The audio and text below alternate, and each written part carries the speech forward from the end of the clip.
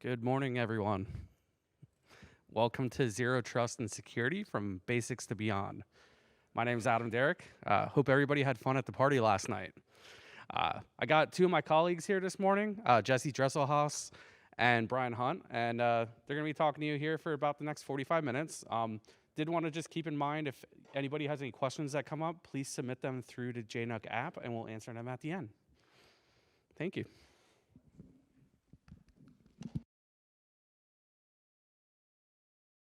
Everyone, good morning, good morning. Welcome to day 3 of JNUC. I hope everyone has had a great week so far and has learned some stuff. Maybe drank in a little bit too much at the party last night or different things. Welcome to our session. Like Adam said, this is Zero Trust and Security from Basics to Beyond. Brian, you want to introduce yourself? I'm Brian Hunt. As Adam said, I'm a colleague sales engineer. And Jesse? Yeah, Jesse Dresselhaus, sales engineer here at Jamf. And so I get to have conversations about security almost every day at Jamf because that's become the thing that we talk about. And so a little bit about me, based out of Minneapolis, Minnesota. Brian's here in Austin. Right here. And yeah, it's been a good week at JNUC. So yeah, looking forward to next year in Tennessee. Wanted to start off with just a little history of Jamf. Not too long, because some of you might know this, some of you might not, but it's important for some context. And so Jamf has transitioned from being solely a management company back in the early 2000s when Jamf first started. And you know, the origins are that, you know, Chip and Zach, they were at UW Eau Claire, and they were like, the way we manage Macs sucks. Let's make something different. I'm probably taking some liberties with that, but that's essentially what happened. And so they created, at that time, Casper. That grew into Jamf, and Jamf was a management company built to manage Macs and eventually iOS devices as well. And so you look at the timeline, and there's been a lot of growth since then. And you look in the kind of the middle 2000s, and that's when Dean Hager came on, and we had the IBM story and Jamf Now for managing things at kind of a smaller scale.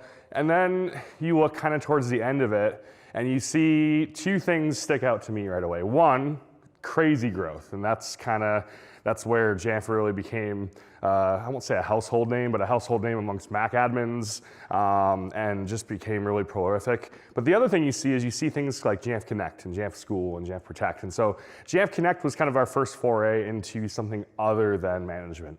And that's where we come into the identity space, and we'll talk about that a little bit later, but that's all about, you know, creating users on your accounts or on your computers, making your accounts stay in sync, making sure your passwords stay in sync, privilege management, all that good stuff. And then a little bit after that, we have Jamf Protect, and that was another company we acquired, and that's all about making sure that your Macs stay secure.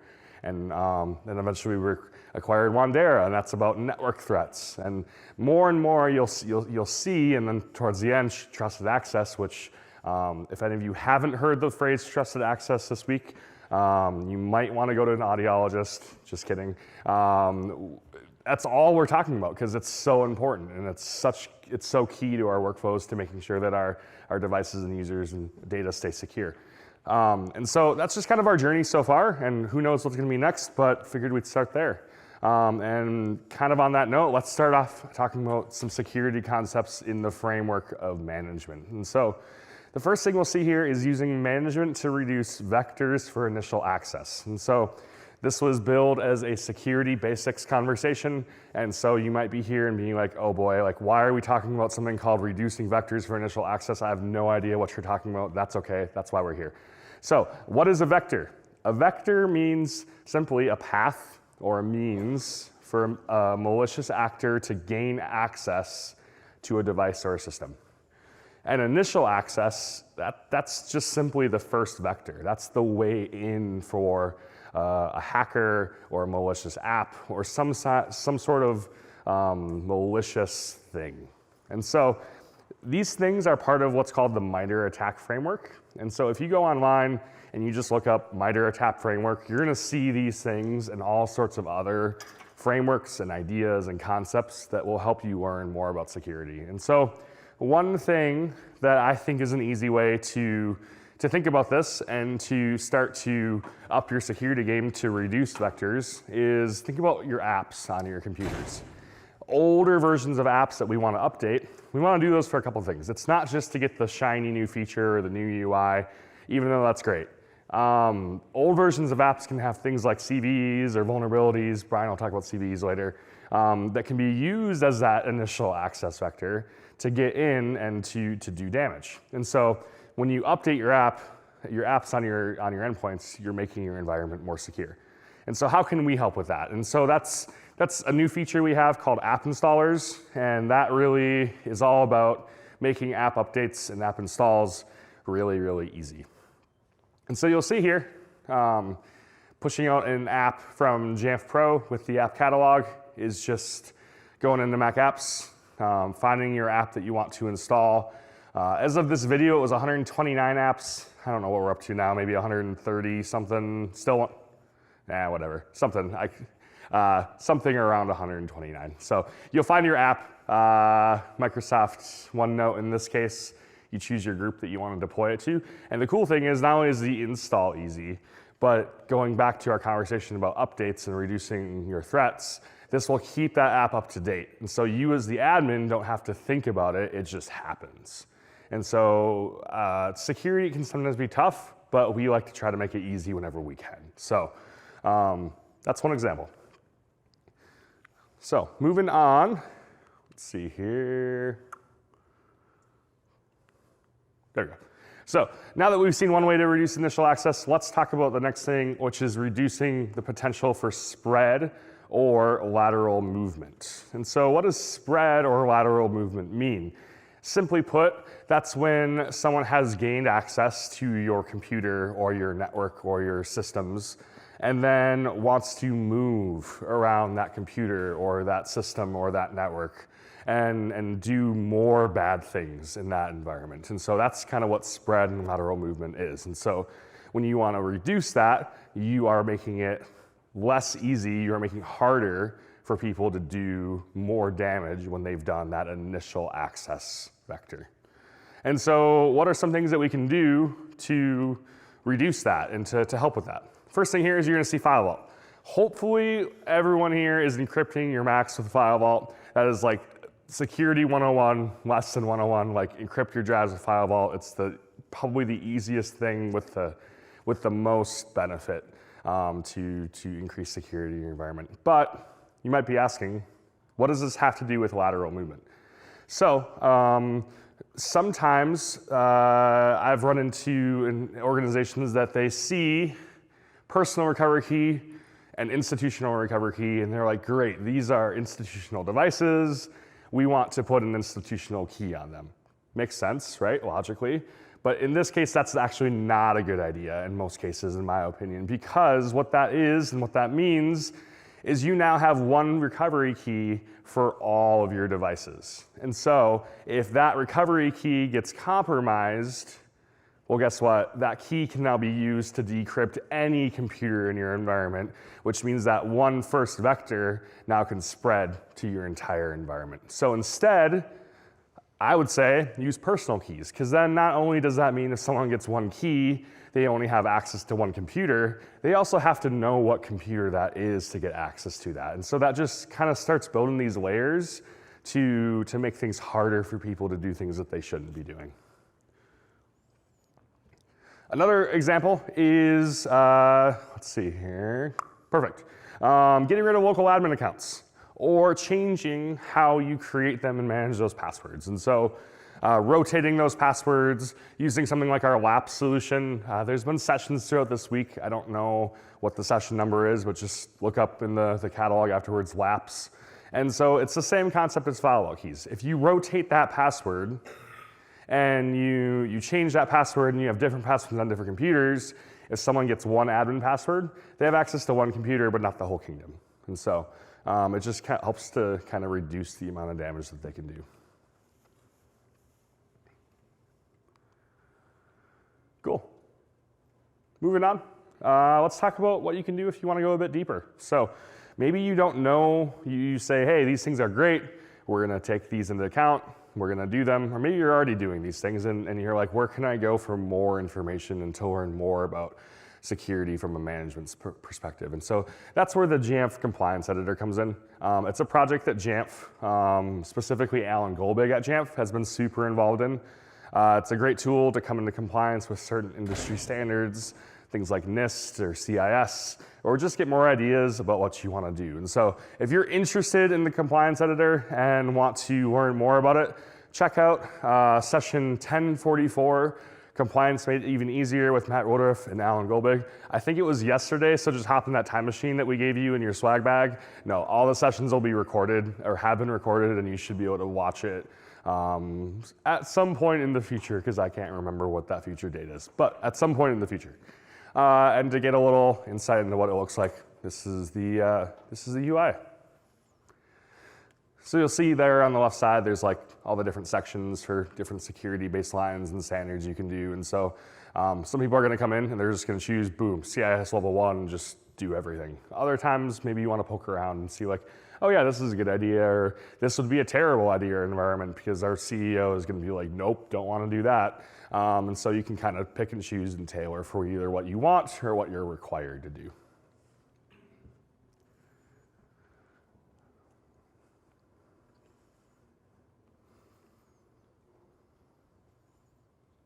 And you'll see here that you can actually create that guidance. And so what that's going to do is that's going to both allow you to generate a PDF file that you can hand an auditor or a CISO or something to say, hey, this is what we're doing. And you can create the scripts and the profiles and the different things to actually deploy out those security baselines. And that's what it looks like.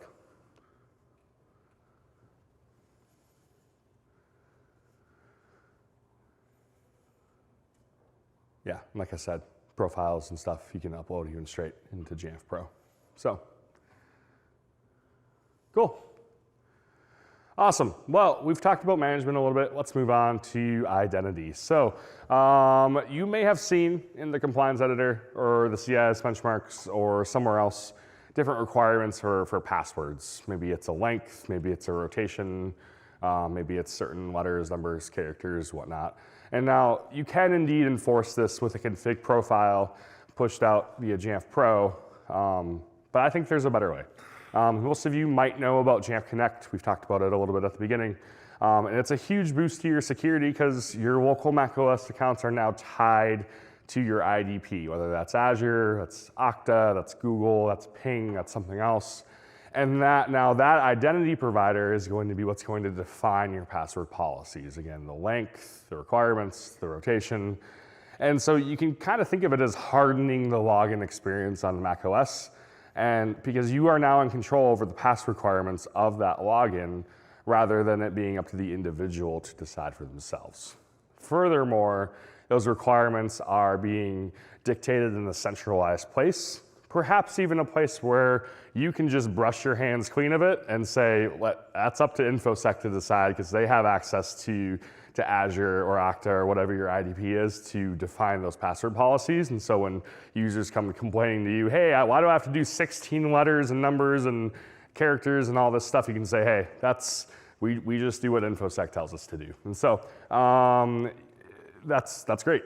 And you also have control over when those passwords expire and what happens in terms of privilege management. You know, if you want people to be admins or standards or whatnot, because it's all ties back to your IDP. So something else we can do is this concept called offline MFA. And so requiring MFA at the login experience, that further hardens that security posture. But what if your user, and you can do that with your IDP, you know, pop up offline MFA, or an MFA prompt based off of your identity provider. But what if your users are, you know, at the beach or the cabin or on an airplane or someplace that doesn't have internet? And so with Jamf Connect, we can actually deploy an offline MFA profile where when they sign in, ignore the fact that they do indeed have internet here. Let's pretend that they don't. They're going to click that local login button at the bottom and bypass the identity provider screen. Yep. And type in their password for their local account, and boom, they get prompted for a one-time password that is in their authenticator app on their phone. It's pretty simple. So that ensures that they are physically in front of their computer and that person is the person logging into that computer. And so how many of you, unfortunately, could probably guess that you have users in your environment that have a Post-it note on their laptop that has their password on their laptop? Show of hands. Oof, yeah, we've been there. And so this, while it might not 100% protect against that, that means that if that Post-it note is there, unfortunately, if, brother, sister, husband, wife, son, daughter comes by and says, ooh, I'm gonna log into mom and dad's computer. Well, if they don't have mom or dad's phone with that one-time password on it, they're not getting in. So, helps that a little bit. Cool. Moving on is just this idea of single sign-on. And so that kind of takes what we've done with the login experience on the Mac at the login window even further. And so no need to show hands, but many of us have probably seen or even experienced organizations where you just have so many logins. You have one login for your HR portal, you have one login for your benefits portal, you have one login for your email, and it's just overwhelming. And so it's a big undertaking to get single sign-on across all of those things, and that's probably not just you to tackle, but the first step could be you, and you can integrate single sign-on with your Jamf Pro server. And so rather than having a local account in your Jamf Pro server, tie it back to Okta or Azure and have that single sign-on experience in Jamf Pro. So you can actually take that further to, take that back. Once you got a strong handle on identity, you can start looking at access control. And so take this example here. It's not even always feasible or easy to tie everything to SSO. And in this case that we're seeing right here, the user needs to SSH into a server that has a shared key. And so not super easy to do SSO, it's possible, but again, not easy. But the problem with shared keys when you're doing something in terminal is that keys can be, well, shared because it's a shared key. And while there's other ways to lock this down, let's see an easy way that makes it simple. So it doesn't really matter if the key is shared or not. And so admin's SSHing into the server, but the piece that makes this work is the Jamf Trusted Access ZTNA solution. And so if we back up a bit and see what happened a couple minutes ago, that user activated the Jamf Trust app in the top right corner. And so at that moment, they are signing in, activating things, and it's all getting tied back to their identity provider. And so user Johnny right here turned on Jamf Trust and authenticated with his good known IDP account. And so if someone had the right credentials for that SSH server, but didn't have this Jamf Trust app enabled, the connection would not happen. If someone had the credentials and tried to enable it, but their IDP account was disabled, the connection wouldn't happen. If someone had the right credentials, had Jamf Trust enabled, but wasn't in the right group for that SSH server, or sorry, not SSH server, the DNS server, I kept saying SSH, apologies, but wasn't in the right group to access that server, you're right, the connection wouldn't happen. And so all ties back to identity and being able to lock things down exactly how you want it. And so these are just some of the examples of how we can utilize and leverage identity to secure our environment. But Brian, you want to move on and talk about security a little bit? Yep. Thanks, Jesse.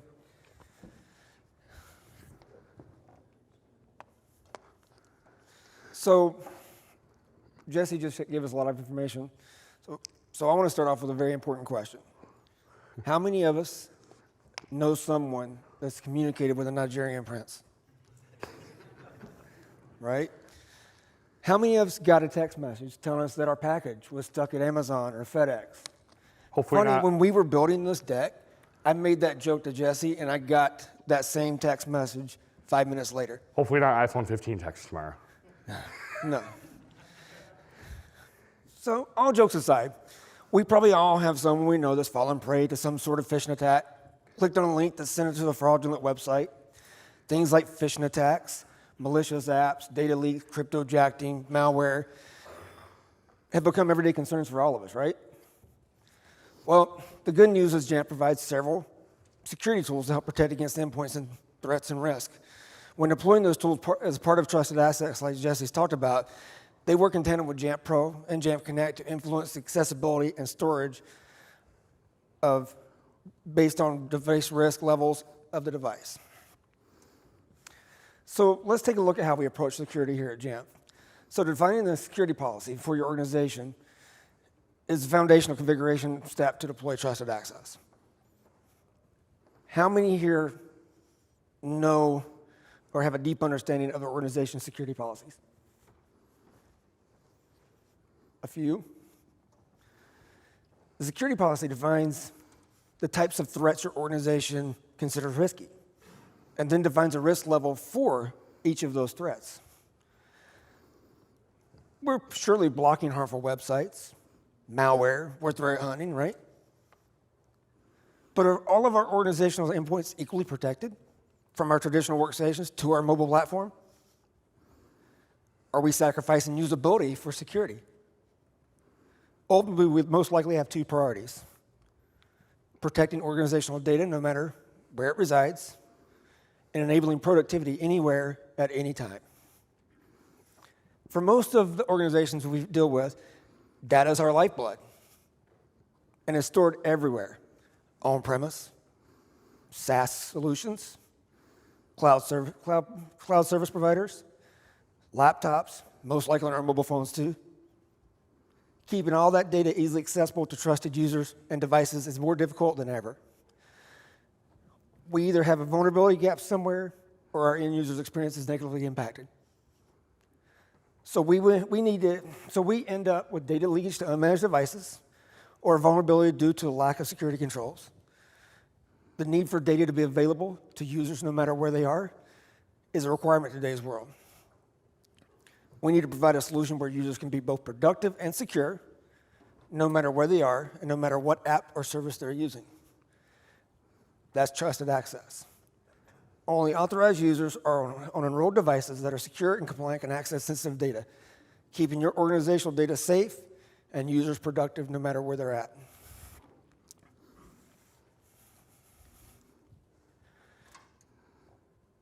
So the next thing we're going to talk about is evaluating sanctioned device and risk compliance. As Jesse previously stated, it's kind of a layers process. Thinking about that way, Jamf Protect is responsible for evaluating both sanctioned devices and device risk compliance state, while also detecting and defending off threats. So this is the radar portal, which is the UI used for configuring security policies here. Here you can enable or disable categories of different types.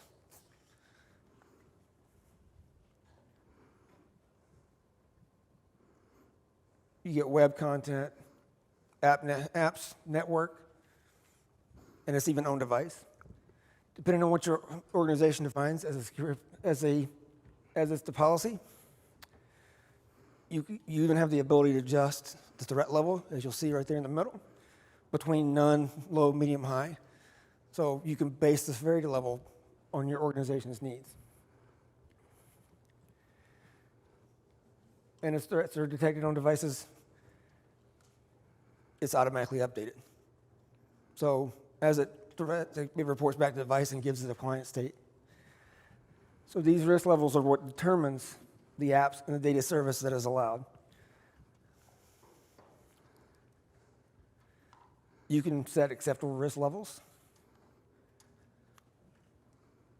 Access will be blocked depending on the device's status until it's remediated. And then you get vulnerability management. You can also see that you have vulnerability management that gives you insight into any of the CVEs, the common vulnerabilities and escalations.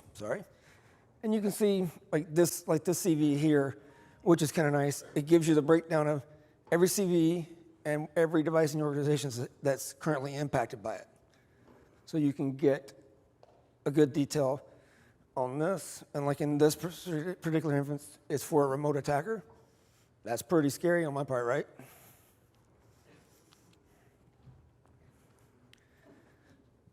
All right.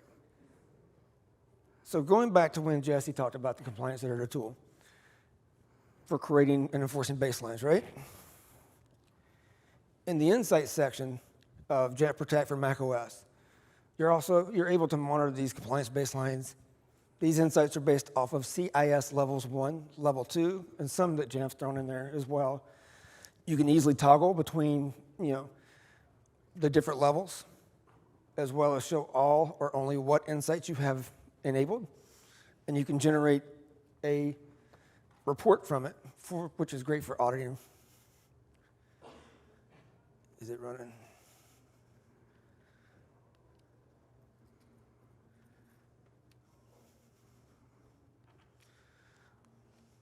Let's see. Did it not playing? Oh, there it is. There we go. Cool.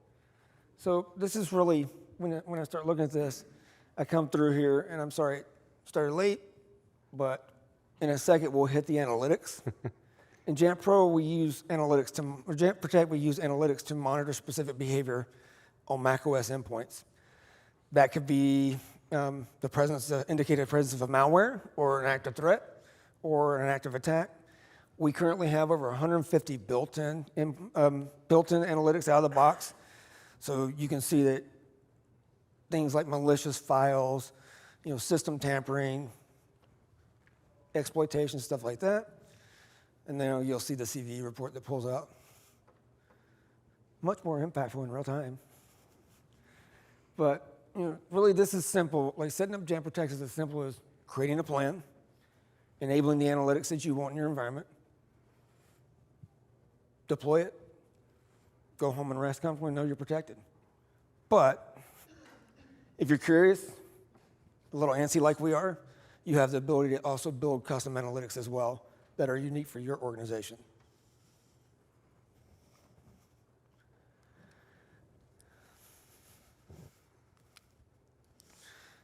All right. The Jamf security products provide two types of protections: network and endpoint protection. How many people here know what security solution your organization is using? Right? CrowdStrike, Defender, Carbon Black, common names, right? So I want to take a look at Jamf Protect and see how it works to protect against networking devices in a seamless end-user experience. So first, we'll look at the network level protections that are available for both iOS and macOS. Using the security cloud to identify categories of threats allows us to define the risk level that any given category will have, allowing us to block harmful websites, prevent web-based threats like phishing and spam. In this example right here, you'll see the user attempting to visit gambling.com, which is a category that we have marked as a high risk level. They're immediately blocked by a customizable block page that receives an alert from Jamf Protect saying, hey, this is restricted. So then he turns around and goes, all right, he's frustrated. He goes to, type in crypto.com, blocked again. And this one, remember early on when I asked about the Nigerian prince? So here, in this example, Jesse's Johnny a while ago obviously didn't get the memo that his new VP of sales has joined the company. So he clicks on this link, takes him to a phishing site, and we block it out of the box. So any type of malware, content risk, stuff like that, pretty basic configurations. The behavior is exactly the same on macOS.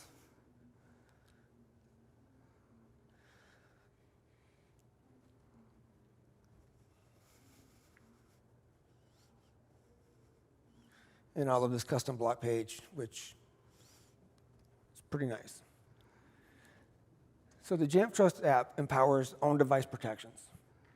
So enabling you to detect things such as malware, out of the box or out-of-date OSs, invalid compliance configurations. You'll see in this video, the user has downloaded a malicious app named Casino Winner. The Trust app immediately identifies it as a security risk, blocks the app, and then the user gets notification from the Jamf Trust app that informs them that malware network detection. And as you can see, when you leverage Jamf Pro with this, it's using an extension attribute so you can set that big red "you're in trouble" screen, because that's what we all want everybody to see, right? But in other words, we have automated remediation from Jamf Protect in both our macOS and iOS endpoints. So I don't have to worry about it. This will be detected, quarantined, and we can go pull forensics on it later. But we've enabled the user to continue working. So let's be honest here. Don't we all feel like at this point, if it came from an unknown source, we probably shouldn't click it? Well, I like picking on Johnny here. He's going to do it again. So he's been told by IT that we're deploying a new endpoint security system called Malware Buster 9000. Man, that's a good vacuum name. Really. So, well, the good news is when he hits that, Malware Buster 9000 launches, Jamf Protect agent kicks in, prevents it, and lets him know the software has been identified as malicious or potentially unwanted program. It then blocks the application, quarantines it, and reports it to IT, and then that file is put into a quarantine file on Jamf Protect, and then you can use, some of our wonderful tools like Aftermath that is available on Jamf Protect GitHub that can pull an after threat forensics for you and put it all in a nice place to see it. Thank you. Back to you, Jesse. Cool. So thanks, Brian. Kind of as we talked about to wrap up, we've got these three pillars here. It's management, it's identity, it's security. And those are three pillars that Jamf is focused on. But even if you're not using Jamf at all, even if someone in here is like, yep, I am here at JNUC for some reason, but I don't use Jamf, that's fine. You still have to worry about these things. You still have to worry about how are you managing your devices and computers, how are you thinking about identity in your environment, and how are you thinking about security. It's still important to think about. And so making sure that those three pillars are secure and user-friendly is increasingly important in these days. And as I stood here, I thought that I probably should have changed this graphic a little bit to have these circles move together, because it's really become less about three pillars that are really siloed from each other, but rather about three circles that overlap with each other. And that's really why we think what we do is the best way, because thinking about these things not as three separate things, but three things that overlap and inform and influence each other can really just help make things more secure, but preserve that really great user experience that everyone wants. And so with that, Adam, we got any questions? Oh, I did do it. That's cool. Apparently not well, but whatever. Yeah, we got a couple questions that came in here. One of the biggest identity and security. Yeah. Thanks.